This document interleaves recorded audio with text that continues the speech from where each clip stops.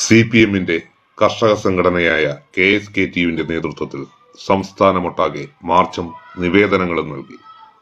ചടയമംഗലത്തും March നടന്നു. സങ്കേതങ്ങളുമായി ബന്ധപ്പെട്ട പട്ടയ വിഷയവും പൊതുശ്മശാനവും നിവേദനത്തിൽ ഉൾപ്പെടുത്തി. എന്നാൽ ഗുരുതരമായ ഒരു പരാതി കൂടി നിവേദനത്തിൽ അവർ പറഞ്ഞു. ഭൂമി തരം മാറ്റുന്നതിൽ പരാതിയുള്ളതായി അവർ ഉന്നയിച്ചു. തുടർ നടപടികൾ ഉണ്ടായില്ലെങ്കിൽ താലൂക്ക് സമരം ഉൾപ്പെടെ നടത്തുമെന്നും നേതാക്കന്മാർ അറിയിച്ചു. സമീപ പഞ്ചായത്തുകളിലും ഭൂമി തരം മാറ്റുന്നതിൽ അഴിമതിയുണ്ടെന്ന് KSKTU നേതാക്കൾ തുറന്നു പറഞ്ഞു.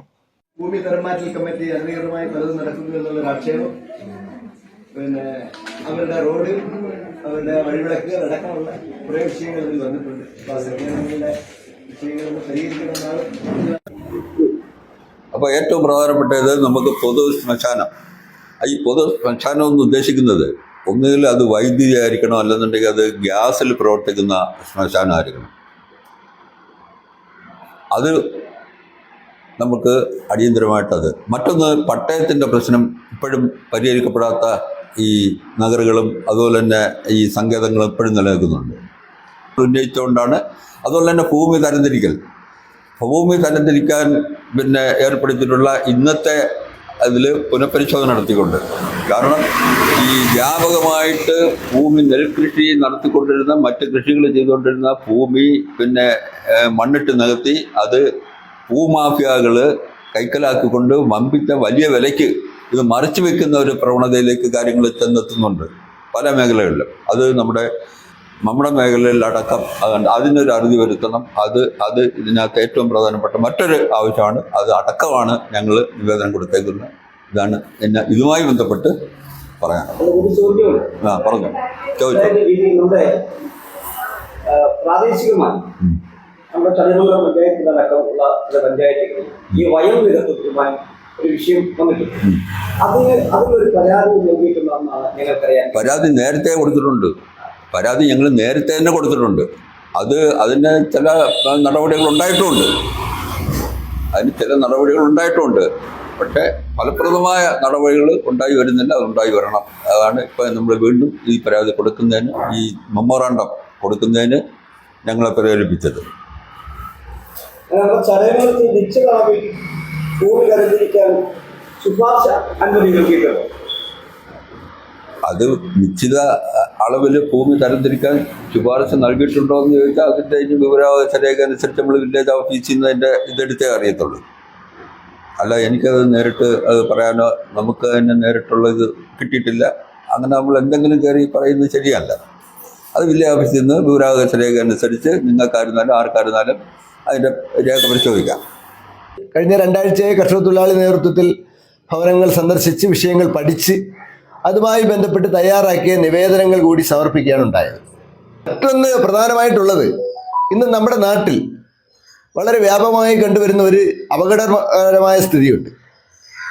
നമ്മുടെ നാട്ടിലെ നിലങ്ങൾ ഇപ്പോൾ പലരും കൃഷി ചെയ്യാതെ തരിശായി കാട് കയറ്റിയിട്ടിരിക്കുക.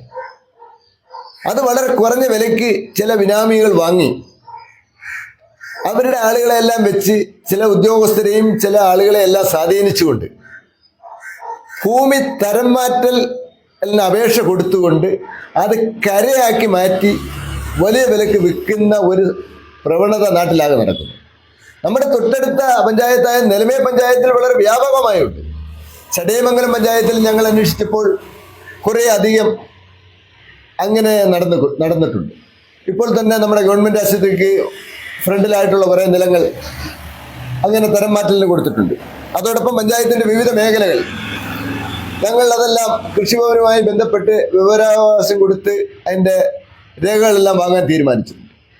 അപ്പോൾ അങ്ങനെയുള്ള നടപടിക്രമങ്ങൾ നിർത്തിവെക്കണമെന്നും, അനധികൃതമായാണ് തരം മാറ്റലിന് അപേക്ഷ കൊടുത്തത് എങ്കിൽ അത് അങ്ങനെ കൊടുക്കാൻ പാടില്ലെന്നും, അങ്ങനെ കൊടുത്തിട്ടുള്ള ഏതെങ്കിലും ഉണ്ടെങ്കിൽ അത് റദ്ദാക്കണമെന്നും ആവശ്യപ്പെട്ടുകൊണ്ട് അടുത്ത മാസം കർഷക തൊഴിലാളി യൂണിയന്റെ നേതൃത്വത്തിൽ തന്നെ താലൂക്ക് ഓഫീസ് മാർച്ച് അടക്കം ഞങ്ങൾ ആലോചിച്ചിട്ടുണ്ട്. അപ്പോൾ അതൊരു അപകടകരമായ സ്ഥിതി പലതരത്തിലാണ്. ഒന്ന്, സാധാരണക്കാരന് ഒരു സെന്റ് ഭൂമി ലഭിക്കാത്ത അല്ലെങ്കിൽ വീട് വയ്ക്കാൻ നിവൃത്തിയില്ലാത്ത ഒരാൾ 5 സെന്റ് ഭൂമി തരം മാറ്റുന്നതിന് വേണ്ടി കൊടുത്താൽ അത് നടക്കാതിരിക്കുകയും, അല്ലെങ്കിൽ ഗവൺമെന്റ് പദ്ധതിക്ക് തന്നെ നിലങ്ങൾ എടുത്തിട്ട് അങ്ങനെ കൊടുത്താൽ അത് നടക്കാതിരിക്കുകയും, എന്നാൽ ഇങ്ങനെയുള്ള ബിനാമികൾക്കും മറ്റ് ജന്മിമാർക്കും ഭൂമി തരം മാറ്റാനുള്ള ഒരു അവസരം ഉണ്ടാവുകയും ചെയ്താൽ അത് അപകടകരമാണ്, അത് അഴിമതിയാണ്, അത് അനുവദിച്ചുകൂടാ എന്നുള്ളതാണ് കർഷക തൊഴിലാളി യൂണിയന്റെ നിലപാട്. അതാണ് ആ നിവേദനവുമായി ബന്ധപ്പെട്ട് ഒന്നുകൂടി നമ്മൾ കൂട്ടിച്ചേർത്തിട്ടുള്ളത്. ചടയമംഗലത്ത് അങ്ങനെ ഒരു നിശ്ചിത അളവിൽ കൂടുതൽ ഭൂമി തരം മാറ്റാൻ ശുപാർശ അനുമതി കൊടുത്തതായി താങ്കൾ ശ്രദ്ധയിൽപ്പെട്ടിട്ടുണ്ടോ?